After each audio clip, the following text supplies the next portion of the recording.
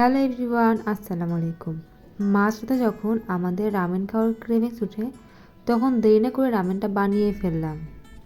তাই ভাবলাম আজকে আপনাদের সাথে রামেনের রেসিপিটা শেয়ার করব। ফার্স্টে আমি একটা ফ্রাই প্যানে পানি নিয়ে নিলাম পরিমাণ অনুযায়ী। এখন পানিটা গরম হওয়া পর্যন্ত ওয়েট করব।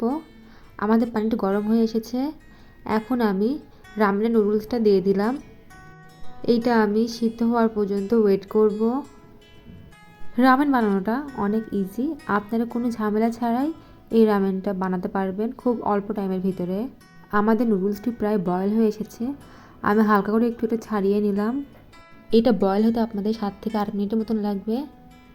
এখন আমি প্যাকেটে থাকা মশলাগুলো এক এক করে দিয়ে দিচ্ছি। এইটা আমি রান্নার আগেই অ্যাড করছি, আপনারা চাইলে পরেও দিতে পারেন। আর এটা হলো সেই স্পাইসি সসটা। এখন আমি এই স্পাইসি সসটা দিয়ে দিলাম। এটার জন্যই কিন্তু রামেনের টেস্টটা এত বেশি মজার হয়। যারা স্পাইসি লাভার আছেন তারা রামেন খেতে তো অবশ্যই পছন্দ করবেন। এই রামেন বানানোর প্রসেসটা অনেক ইজি। আপনারা বাসায় ঝটপট এই রেসিপিটা বানাতে পারবেন। আমি ঝাল খেতে পছন্দ করি, তাই আমার কাছে রামেনের ঝালটা কিছুই মনে হয় না। যারা আপনারা এই স্পাইসি পছন্দ করেন তারা অবশ্যই একবার হলো এই রামেনটা ট্রাই করে দেখতে পারেন। আশা করি আমাদের অনেক বেশি ভালো লাগবে। যারা পছন্দ করে না তারা এটা স্কিপ করতে পারেন বা সসের পরিমাণটা অল্প দিয়ে এটা রান্না করতে পারেন। আমাদের কথা বলতে বলতে রামেনটি রেডি হয়ে গেল। আমি একটা বোলে এটাকে সার্ভ করে নিলাম।